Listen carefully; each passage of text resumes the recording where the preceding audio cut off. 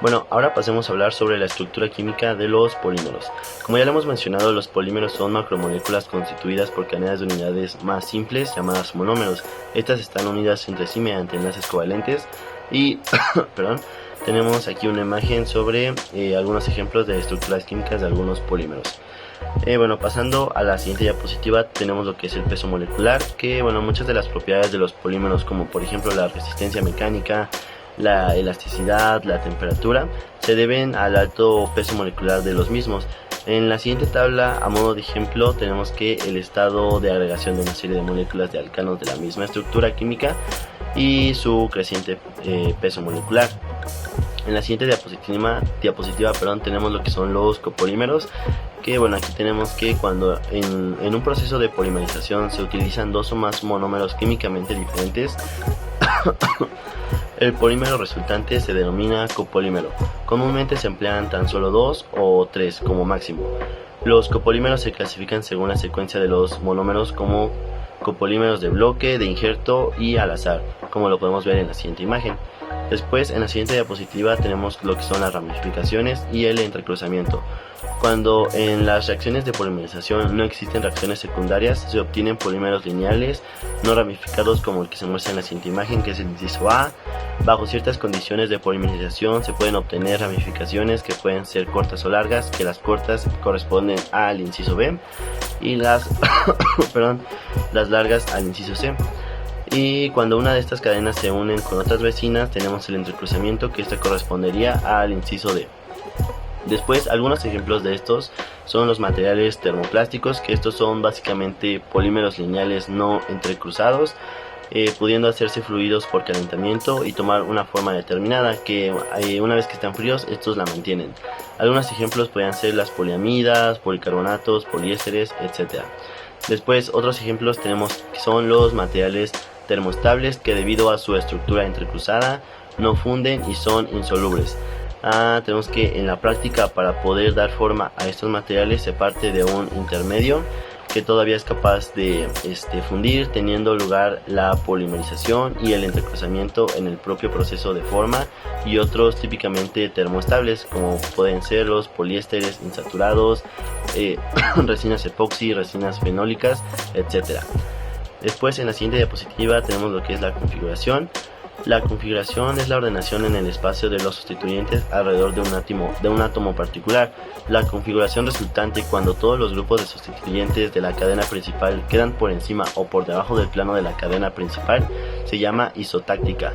Si los grupos sustituyentes quedan alternativamente por encima y por debajo del plano, la configuración se llama sindiotáctica, mientras que la secuencia al azar corresponde a la configuración atáctica.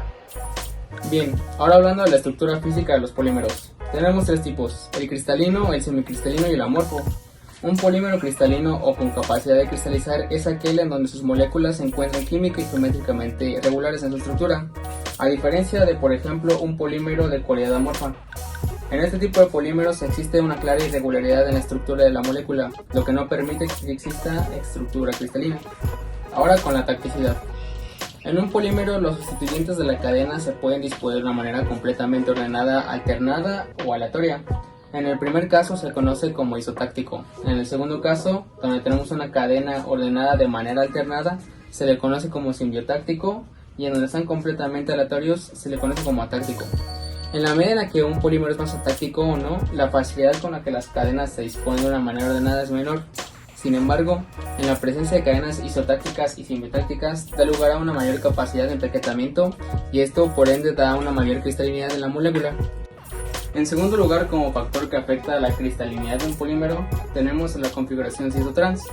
Las configuraciones cis-o-trans influyen, ya que, como se puede ver, la disposición trans forma cadenas más regulares que permiten un mayor apilamiento. Esto genera una mayor proximidad y una mayor fuerza de fuerzas intermoleculares. Como ejemplo tenemos al poliisopreno cis, conocido como caucho. Este caucho tiene propiedades mecánicas no tan interesantes como la gutapercha, que es el mismo poliisopreno pero en posición trans.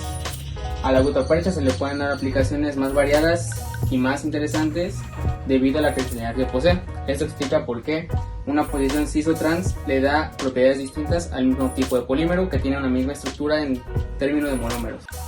También la mayor o menor presencia de ramificaciones en las cadenas influye en la cristalinidad. Hay polímeros, por ejemplo el polietileno de baja densidad, en el que hay muchas ramificaciones.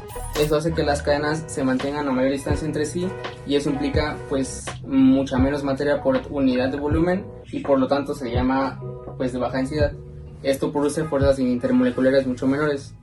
Por ejemplo, las bolsas de la compra son hechas a base de un polímero de baja densidad porque pues sus fuerzas intermoleculares son menores. Ahora, la intensidad de las fuerzas moleculares. Este es un factor muy importante. En este caso se puede ver la presencia de puentes de hidrógeno entre el oxígeno del grupo carbonilo y el hidrógeno unido al nitrógeno. Estos dan un compuesto muy cristalino, pues tienen unas fuerzas intermoleculares con mayor atracción.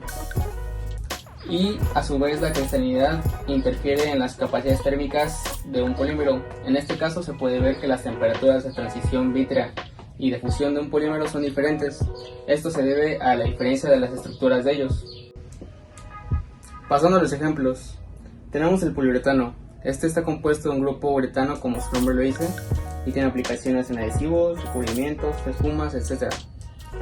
Luego el polietileno, por ejemplo, tiene una temperatura de fusión de 140 grados Celsius. Esta es diferente a la del poliuretano debido a las propiedades de su estructura y cómo está conformado. Con unos ejemplos más de la vida cotidiana tenemos por ejemplo el ADN,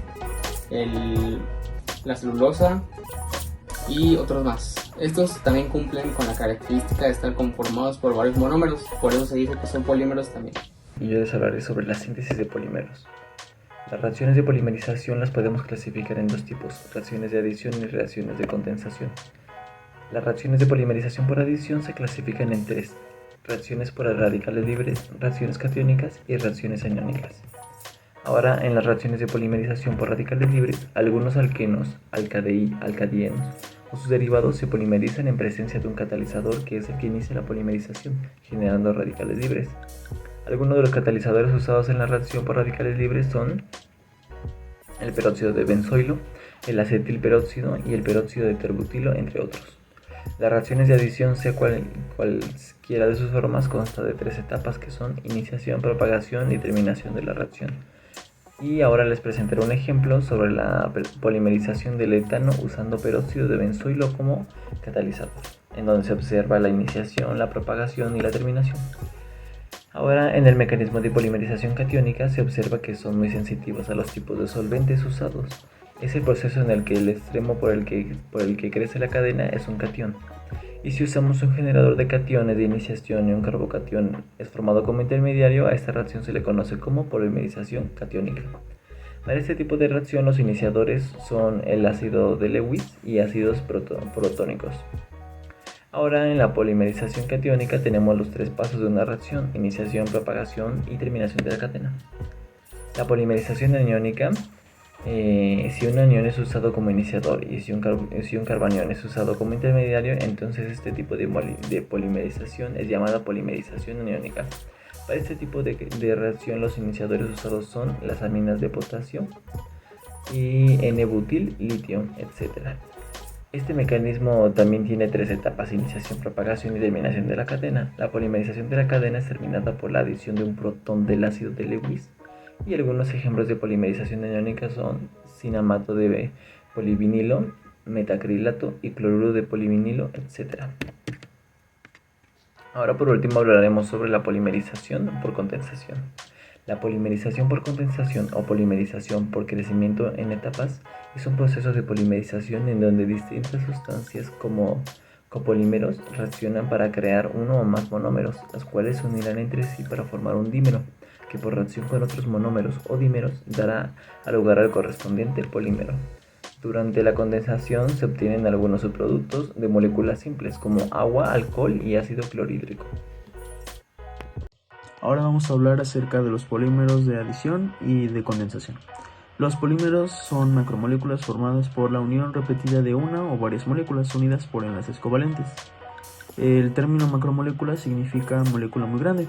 Polímero y macromolécula son términos que suelen utilizarse indistintamente, aunque estrictamente hablando no son equivalentes, ya que son macromoléculas. En principio, no requieren estar formadas por unidades de repetición. Dependiendo de su origen, los polímeros pueden ser naturales o sintéticos. Los sintéticos contienen normalmente uno o tres tipos diferentes de unidades que se repiten, mientras que los naturales o biopolímeros son células.